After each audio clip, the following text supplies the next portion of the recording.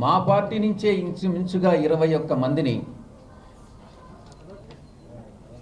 మభ్యపెట్టి పదవులతో మభ్యపెట్టి డబ్బులతో మభ్యపెట్టి కొనడాన్నే రాజకీయ ఏకీకరణ అంటారా అన్నటువంటిది నా యొక్క ప్రశ్న. అధికారంలోకి వచ్చిన తర్వాత ఈరోజు ఆయన చేస్తున్నటువంటి పని రాజకీయ పార్టీలకు చెందినటువంటి ఇతర పార్టీల మీద ఎన్నికైనటువంటి శాసనసభ్యులను కొనడం, పార్లమెంటు సభ్యులను కొనడం, వారికి మంత్రి పదవులను కట్టిపెట్టడం, వారికి వివిధ రకాలైనటువంటి ప్రభుత్వ కాంట్రాక్టులను ఇవ్వడం, ఇవన్నీ కూడా జరుగుతూ ఉంది. ఇది చాలా తప్పు అన్నటువంటిది నేను మీడియా ద్వారా కూడా తెలియజేస్తున్నాను. గతంలో పార్ట్నర్షిప్ సమ్మిట్ అని ఈ యొక్క విశాఖపట్నంలో 2 సార్లు జరపడం జరిగింది. మొట్టమొదటి పార్ట్నర్షిప్ సమ్మిట్లో ఇన్వెస్టర్స్ మీట్లో ఇంచుమించుగా 2 లక్షల కోట్లకు ఎంఓయూలు ఎంటర్ కావడం జరిగింది. రెండవ మీట్లో ఇంచుమించుగా 4 లక్షల కోట్ల రూపాయల పైగా పైచిలుకు ఎంఓయూలు ఎంటర్ అయ్యామన్నటువంటి విషయాన్ని ఆయన చెప్పడం జరిగింది. నిజానికి నేను ప్రశ్నిస్తున్నది ఏంటంటే, ఇది నిజంగా మొత్తం వచ్చినటువంటి ఈ రోజుకి ఇన్వెస్ట్మెంటు 100 కోట్లకు కూడా మించి లేదు. కానీ ఈరోజు ఈ యొక్క విశాఖపట్నం జిల్లాలోనే మొత్తం జరిగినటువంటి భూ కుంభకోణం 2 లక్షల కోట్ల నుంచి 3 లక్షల కోట్ల రూపాయల వరకు ఇంచుమించుగా 1,00,000 ఎకరాలని తెలుగుదేశం పార్టీకి చెందినటువంటి రాజకీయ నాయకులు స్వయాన ముఖ్యమంత్రి గారి పర్యవేక్షణలో, ఆయన కుమారుడు పర్యవేక్షణలో జరిపినటువంటి భూ కుంభకోణం, ముఖ్యంగా ఇక్కడ ఉన్నటువంటి ఈ జిల్లాకు చెందినటువంటి మంత్రులు, శాసనసభ్యులు అందరితో కూడా కలిపి ఈరోజు పార్ట్నర్షిప్ సమ్మిట్ అని చెప్పినటువంటి వ్యక్తి ఈరోజు ఇది పార్ట్నర్షిప్ సమ్మిట్ కాదు, ఇది సెటిల్మెంట్ సమ్మిట్లు అని అన్నటువంటిది నేను చెప్తా ఉన్నా. కానీ ఈరోజు తెలుగుదేశం పార్టీ అధికారంలోకి వచ్చిన తర్వాత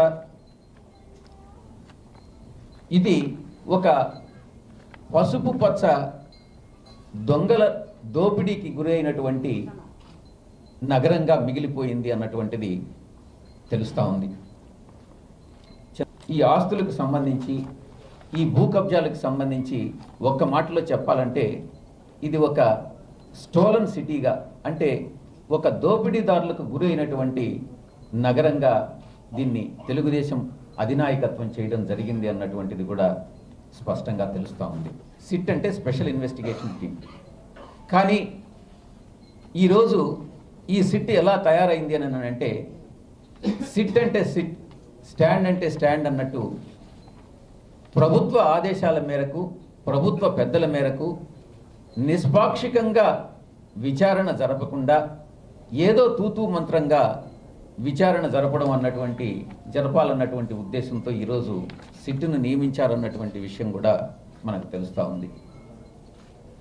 గతంలో ఇటువంటి స్పెషల్ ఇన్వెస్టిగేషన్ టీమ్స్ ఎర్రచందనం విషయంలో కానీ, ఆ తర్వాత శేషాచలం అడవుల్లో జరిగినటువంటి ఎర్రచందనం విషయంలో కానీ, విజయవాడ మద్యం మరణాల మీద కూడా ఈ సిట్ను వేయడం జరిగింది. కానీ ఏం రిజల్ట్ వచ్చింది? ఈ సిట్ అనేటటువంటి దానివల్ల పెద్ద ప్రయోజనం లేదు. నిజానికి నిజమైనటువంటి దోషులు వెలికి తీయాలి అని అంటే, వారిని శిక్షించాలి అని అంటే సిట్ కాదు, సెంట్రల్ బ్యూరో ఆఫ్ ఇన్వెస్టిగేషన్కి ఈ యొక్క విచారణను ఇవ్వాలా అన్నటువంటిది మా యొక్క పార్టీ డిమాండ్ అన్నటువంటిది నేను తెలియజేస్తాను. జిల్లా కలెక్టర్ గారే మొట్టమొదటిసారిగా ఆయన ఈ విషయాన్ని ప్రస్తావించినప్పుడు 1,00,000 ఎకరాలకు పైగా రికార్డులు ట్యాంపరింగ్ అవ్వడం జరిగింది అని ఆయనే స్వయాన ఒప్పుకొని, తరువాత రాజకీయ ప్రముఖుల ప్రమేయంతో ఇలాంటి కుంభకోణం లేదు, ట్యాంపరింగ్ వంచి ఒక 244 ఎకరాలకు మాత్రమే సంబంధించి జరిగింది అన్నటువంటి విషయాన్ని తర్వాత మార్చడం జరిగింది, మాట మార్చడం జరిగింది.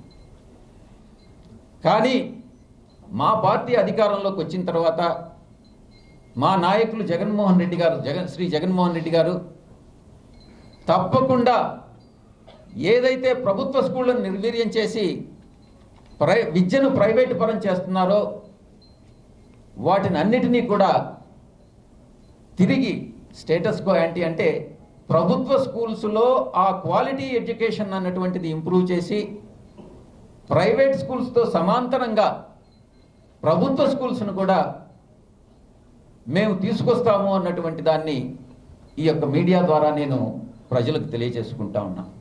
మీరందరూ కూడా భూ ఆక్రమణలకు ఈరోజు పాల్పడవచ్చు, కానీ 2019 తర్వాత ఎవరైతే ఈ చట్ట వ్యతిరేక కార్యక్రమాలకు పాల్పడుతున్నారో వారందరినీ కూడా చట్ట ప్రకారం చట్ట పరిధిలోకి తీసుకొచ్చి ఆ భూములన్నింటినీ కూడా వెనక్కి తీసుకొని ఎవరికైతే ఈ భూములు చెందినయో వాళ్ళందరికీ కూడా స్టేటస్ కో యాంటీ రెస్టోర్ చేస్తామనని నేను మీడియా ద్వారా చెప్తా ఉన్నా.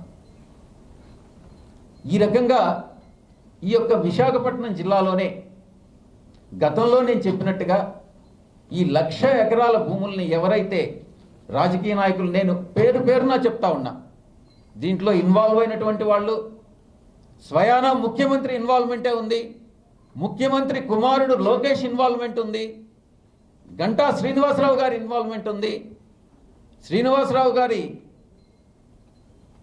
బ్రదర్ ఇన్లా పరుచూరి భాస్కర్రావు గారి ఇన్వాల్వ్మెంట్ ఉంది, శాసన అల్లుడు ప్రశాంత్ ఇన్వాల్వ్మెంట్ ఉంది. ఇక శాసనసభ్యుల విషయానికి వస్తే ఇక్కడ సిటీలో కానీ తీసుకున్నట్టయితే వెలగపూడి రామకృష్ణ,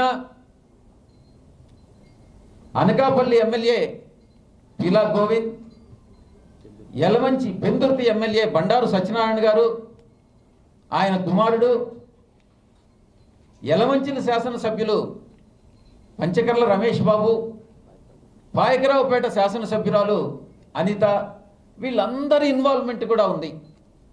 నేను ఒక్కటే చెప్తా ఉన్నా, ఈరోజు ఎవరైతే ఇటువంటి చట్ట వ్యతిరేక కార్యక్రమాలకు పాల్పడి భూ కుంభకోణాలకు పాల్పడుతున్నారో మీరందరూ కూడా జైలుకు పోవాల్సి వస్తుంది అన్నటువంటిది ఒకరోజు 2019 తర్వాత పోవాల్సినటువంటి పరిస్థితి వస్తుంది అన్నటువంటిది నేను తెలియజేసుకుంటా ఉన్నా.